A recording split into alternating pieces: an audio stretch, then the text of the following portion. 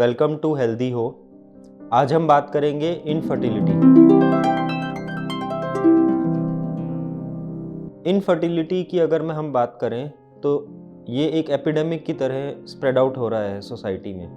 India में भी काफ़ी सारे फैक्टर्स या काफ़ी सारे एस्पेक्ट्स हैं जो रीज़न है या जो इसको इफ़ेक्ट करते हैं। सबसे इम्पॉर्टेंट है, ऑन वन साइड हम ग्रो कर रहे हैं, हम सब प्रोफेशनल ग्रोथ में हैं, हम सब की प्रोफेशनल लाइफ्स में अच्छी ग्रोथ है, अच्छी सैलरीज़ हैं, अच्छे ऑप्शंस हैं, काफ़ी एंटरप्रेन्योर्स डेवलप हो रहे हैं, स्टार्टअप स्टार्ट हो रहे हैं। सो इस पूरे एस्पेक्ट में हमारी जो प्रोफेशनल जर्नी है उसमें वी नीड सम टाइम। हमारी एक एज ब्रैकेट है that we need to invest. हम उसमें इन्वेस्ट करते हैं, अपनी प्रोफेशनल जर्नी को स्टार्ट करते हैं एंड एक पर्टिकुलर टाइम पर आके हम डिसाइड करते हैं कि अभी हम सेटल डाउन होना चाहते हैं या हमें मैरिज करनी है या आगे हमें फैमिली प्लान करनी है। इस पूरे प्रोसेस में जो एज फैक्टर है, अगर हम उसको डिले करते हैं, साथ के साथ जैसा कि हमने पहले भी बात करी, हमारा डाइट, हमारी लाइफस्टाइल, ये सारे फैक्टर्स इफ़ेक्ट करते हैं। सो हमारे पास डेली लेवल पर काफ़ी सारे कपल्स आते हैं जो इनफर्टिलिटी की प्रॉब्लम से फेस कर रहे हैं। कई बार, कई महीनों, कई सालों वो लोग ट्राई कर रहे हैं लेकिन कंसीव नहीं कर पा रहे हैं। इसमें सबसे पहले हमें जो बात समझनी है एंड जो हमें रियलाइज़ हुआ इतने साल के एक्सपीरियंस के बाद, स्टिल इंडिया में, भारतीय सोसाइटी में, समाज में, फैमिलीज़ में एक टैबू है। जब हम इनफर्टिलिटी की बात करते हैं तो सबसे पहले क्वेश्चन मार्क फीमेल्स पे लगता है। That is very wrong. वो एक गलत माइंडसेट है, उसको हमें बदलना ज़रूरी है क्योंकि डेटा भी ये कहता है, फैक्ट्स भी ये कहते हैं कि इनफर्टिलिटी के जितने केसेस हमारे पास आते हैं, अराउंड 50% और कई बार मोर देन 50% केसेस में female is not responsible, mail is responsible. Male infertility का इशू आता है, चाहे तो वो सीमन क्वालिटी की हम बात करें, स्पर्म काउंट की हम बात करें, या और कई इश्यूज़ हैं, इरेक्टाइल डिसफंक्शन है, प्रीमेच्योर इजैकुलेशन है, काफ़ी सारी प्रॉब्लम्स हैं जिससे आजकल हर दूसरा तीसरा मेल सफ़र कर रहा है। कई बार वो डिस्कस करते हैं, कई बार हमारा जो समाज है, हमारी जो सोसाइटी है, हमारा जो फैमिली का स्ट्रक्चर है, वहाँ पर मेल के ऊपर क्वेश्चन मार्क लगाना या मेल को ये बोलना कि उसको कोई प्रॉब्लम है जिसकी वजह से कंसीव नहीं हो पा रहा है, या अगर आम भाषा में बोलें तो बच्चा पैदा नहीं हो पा रहा है, तो वहाँ पर मेल ईगो हर्ट हो जाता है, वहाँ पर फैमिलीज़ में प्रॉब्लम आ जाती है। अगर कोई वाइफ, अगर कोई फीमेल पार्टनर इसके बारे में बात करे तो उसको क्वेश्चन मार्क लगाया जाता है, उसके ऊपर सवाल उठाए जाते हैं, which is very wrong. As a doctor, as a health care professional, हम सबको ये सजेस्ट करते हैं। हमारे पास पहली बार जब भी कोई इनफर्टिलिटी की प्रॉब्लम लेके आता है, कई बार हमने देखा खाली वाइफ्स आती हैं, खाली फीमेल्स आती हैं उसको डिस्कस करने के लिए, हम क्लियरली मना करते हैं। द पॉइंट इज़ कि पहले हस्बैंड वाइफ दोनों आएँ, बैठें, डिस्कस करें, दोनों के इन्वेस्टिगेशंस कराए जाएँ और देखा जाए कि प्रॉब्लम कहाँ पर है। जैसा कि हमने बताया कि मेल इनफर्टिलिटी में काफ़ी सारी प्रॉब्लम्स हैं, लेकिन अच्छी बात यह है कि हर प्रॉब्लम का सॉल्यूशन आयुर्वेदा में इजीली अवेलेबल है। अगर बिल्कुल नील स्पर्म काउंट है और वो भी कोई पास्ट की इंजरी या बर्थ डिसऑर्डर है जिसकी वजह से स्कोप ही नहीं है कि स्पर्म्स डेवलप होंगे, वहाँ पर एक एक्सेप्शन है कि हमें रिजल्ट्स नहीं मिलते हैं। लेकिन अगर स्पर्म काउंट काफ़ी कम है या ऐसा कोई इंजरी या परमानेंट डिफेक्ट नहीं है ऑर्गन्स में, वहाँ पर भी हमने देखा है कि आयुर्वेदा मेडिसिन या ट्रीटमेंट से स्पर्म काउंट बढ़ते हैं और हम इस लेवल तक ले आते हैं कि कपल कंसीव कर पाए। बाकी जितनी भी प्रॉब्लम्स हैं मेल्स में, उनका काफ़ी आराम से, काफ़ी इजीली आयुर्वेदा की सिंपल हर्ब्स और मेडिसिन्स के साथ, और साथ में अगर हम डाइट और लाइफस्टाइल को ठीक करें, कुछ ही महीनों में हमने देखा है कि बहुत अच्छा रिजल्ट हमें मिलता है। सेकेंड एस्पेक्ट, अगर हम फीमेल्स की बात करें इनफर्टिलिटी में, तो फीमेल्स में कई तरीके के गायनेकोलॉजिकल डिसऑर्डर्स हैं, simple issues, simple health issues, जैसे कि वाइट डिस्चार्ज की प्रॉब्लम कई फीमेल्स डिस्कस ही नहीं करती फैमिली में। कई बार डॉक्टर्स के पास आते हैं तो हमें पूछना पड़ता है एंड तब पता चलता है कि ये प्रॉब्लम है, एंड उसका भी विद इन फ्यू मंथ्स हम ट्रीटमेंट करते हैं और वहाँ से ईजिली दे कंसीव। बड़ी कॉमन सी प्रॉब्लम है, बड़ा सिंपल उसका सॉल्यूशन है, बट कई बार वो डिस्कशन में नहीं आता। कई बार कई कपल्स को या फीमेल्स को लगता है कि इससे ऐसा कोई इफेक्ट नहीं आता बच्चे पैदा करने में या कंसीव करने में, लेकिन ऐसा नहीं है।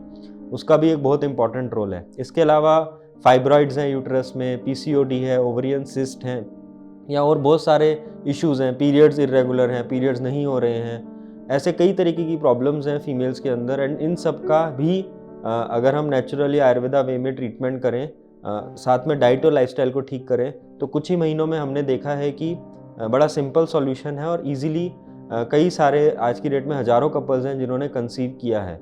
यहाँ पर हमें 2-3 बातें और समझनी हैं। जैसा कि एडवांस लेवल पर प्रोग्रेस हुआ है मॉडर्न सिस्टम ऑफ मेडिसिन, हम किसी की यहाँ पर आलोचना नहीं कर रहे हैं। डेफिनेटली एलोपैथिक सिस्टम या मॉडर्न मेडिसिन ने बहुत प्रोग्रेस किया है एंड बहुत अच्छा है पूरे समाज के लिए कि वो जितना प्रोग्रेस करे, साइंस जितना प्रोग्रेस करे, उतना हमारी सोसाइटी को फ़ायदा होगा। तो वहाँ पर IVF आज की डेट में एक ऐसा प्रोसीजर है जो इनफर्टिलिटी में बहुत हेल्प करता है। No doubt it's an excellent procedure and काफ़ी सारे कपल्स जो नॉर्मल तरीके से कंसीव नहीं कर पाते, IUI या IVF के थ्रू उन्होंने कंसीव किया है। लेकिन मेरी आप सबसे रिक्वेस्ट है कि पहले आप अपने इश्यूज़ को, अपने रीज़न्स को, क्या रीज़न है, क्या कारण है जिसकी वजह से आप कंसीव नहीं कर पा रहे हैं, उसको समझें। क्योंकि कई बार IVF भी हमने देखा, हमारे पास कई कपल्स आते हैं जो लाखों रुपए IVF में वेस्ट कर चुके हैं, इन्वेस्ट कर चुके हैं, उसके बाद भी उनको कंसीव नहीं हुआ। तो ऐसा नहीं है कि सारे कपल्स IVF से भी कंसीव कर जाएंगे। तो यहाँ ये समझने वाली बात है कि पहले अपना रूट कॉज आइडेंटिफाई करें, पहले समझें कि आप कंसीव क्यों नहीं कर पा रहे हैं। जैसा मैंने स्टार्टिंग में बताया, अगर मान लीजिए मेल में या फीमेल में कोई ऐसा प्रॉब्लम है जहाँ पर स्पर्म बन ही नहीं सकता, जहाँ पर ओवम या एग जो हम फीमेल में बोलते हैं वो बन ही नहीं सकता, कोई स्ट्रक्चरल डिफेक्ट है ऑर्गन में, वहाँ तो नो डाउट डोनर स्पर्म या डोनर एग से ही IVF होके आप कंसीव कर पाएंगे। लेकिन अगर कोई पॉसिबिलिटी है जहाँ पर हम नेचुरल कंसीव करा सकते हैं, तो पहले उस पॉसिबिलिटी को चेक करें, किसी भी अच्छे आयुर्वेदा कंसल्टेंट या डॉक्टर से सलाह करें, समझें, और अगर वहाँ पर पॉसिबिलिटी है तो अपना पहले उस रीज़न को रूल आउट करें। उसके बाद भी अगर आपको इशू आ रहा है तो आप पहले IUI ट्राई करें। IUI से काफ़ी सारे कपल्स हैं, वेरी इनएक्सपेंसिव प्रोसीजर है, कुछ ही हज़ार रुपये में आप अपना IUI करवा सकते हैं किसी ट्रेन डॉक्टर के अंडर।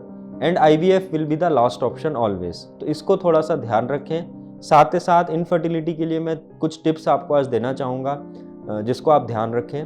पहली चीज़, एज फैक्टर बहुत इंपॉर्टेंट है। ठीक है, आप करियर के ऊपर फोकस करें, आप अपनी लाइफ को, अपनी प्रोफेशनल लाइफ को बेटर से बेटर बनाएं, लेकिन मेरी आप सबसे रिक्वेस्ट है कि एक बायोलॉजिकल क्लॉक है, एज फैक्टर है जो हम सभी को समझना चाहिए। फीमेल्स के लिए बेस्ट है कि अगर आप एटलीस्ट अंडर 30 एक बेबी प्लान कर लें 28-30 तक, या मैक्सिमम 34-35 तक। 35 के ऊपर अगर आपकी एज है तो डेफिनेटली आपको इश्यूज आएंगे in terms of pregnancy, in terms of conceiving the baby. ऐसा नहीं है, कई फीमेल्स हैं जिन्होंने 35-40 तक भी कंसीव किया है, 45 तक भी कंसीव किया है अगर आपके पीरियड्स नॉर्मल हैं, लेकिन रिस्क फैक्टर्स काफ़ी ज़्यादा हो जाते हैं एंड जो बेबी डिलीवर होता है उसके साथ भी कॉम्प्लिकेशंस होने के चांसेस काफ़ी बढ़ जाते हैं अगर आपकी एज ज़्यादा है। सेम इज़ फॉर मेल्स, अगर आप मैक्सिमम 35-40 तक की एज में हैं तो आपके चांसेस हैं कि आप अच्छे से कंसीव कर सकते हैं, अपने पार्टनर को अच्छा एक बेबी प्लान कर सकते हैं। लेकिन 40 के बाद मेल्स में भी हमने देखा है कि कई तरीके की प्रॉब्लम्स आती हैं, तो इस एज फैक्टर के एस्पेक्ट को ध्यान रखें। सेकंड, बहुत ज़्यादा एंग्जाइटी, स्ट्रेस, टेंशन। स्ट्रेस और एंग्जाइटी में हमें डिफरेंस करना बहुत ज़रूरी है। हमारा वीडियो ज़रूर देखें एंग्जाइटी और स्ट्रेस का, हेल्दी चैनल पे, वहाँ आपको पता चलेगा कि आप कैसे डिफरेंशिएट कर सकते हैं। लेकिन ये समझना ज़रूरी है कि एंग्जाइटी और stress are very important factor in infertility, in causing infertility. कई बार हम देखते हैं कोई रीज़न नहीं है, सब कुछ नॉर्मल है, सारी रिपोर्ट्स नॉर्मल हैं, लेकिन लाइफ में इतनी एंग्जाइटी और स्ट्रेस है कि एग और क्वालिटी ऑफ स्पर्म इफेक्ट होता है एंड वो बहुत ज़रूरी है उसको रूल आउट करना। थर्ड, अपनी डाइट का ध्यान रखें, अपने लाइफस्टाइल का ध्यान रखें, एक फिट लाइफस्टाइल करें। आप गैजेट्स यूज़ करते हैं मेल्स में खासकर, उसको बहुत ज़्यादा अपने प्राइवेट पार्ट्स के पास मत यूज़ करें। मोबाइल, लैपटॉप्स, ये सब साइंटिफिकली प्रूवन है and same with the females as well. तो ये भी एक बहुत इंपॉर्टेंट रीज़न है आजकल इनफर्टिलिटी के लिए। आई थिंक इन सब बातों का अगर आप ध्यान रखेंगे और एक मेडिकल सुपरविजन के अंदर अपने केस को प्रोग्रेस करेंगे और गाइडेंस लेंगे, तो हमारा ये रिक्वेस्ट है आप सबसे, एंड ये हम सब ये कह सकते हैं अपने एक्सपीरियंस के साथ कि डेफिनेटली आपके चांसेस, आपकी प्रोबेबिलिटी बढ़ जाती है कंसीव करने की, एंड कई हज़ार कपल्स ने कंसीव किया है easily with Ayurveda. So please have a safe life, have a healthy life, and अपनी इनफर्टिलिटी को टैबू ना समझें, अपनी इनफर्टिलिटी को सोच के या समझ के उससे नेगेटिव ना हो, उससे परेशान ना हो। कई प्रॉब्लम्स का सॉल्यूशन, काफ़ी सारी प्रॉब्लम्स का सॉल्यूशन काफ़ी इजीली अवेलेबल है। So take opinion, take consultation, have a safe and healthy life. Thank you.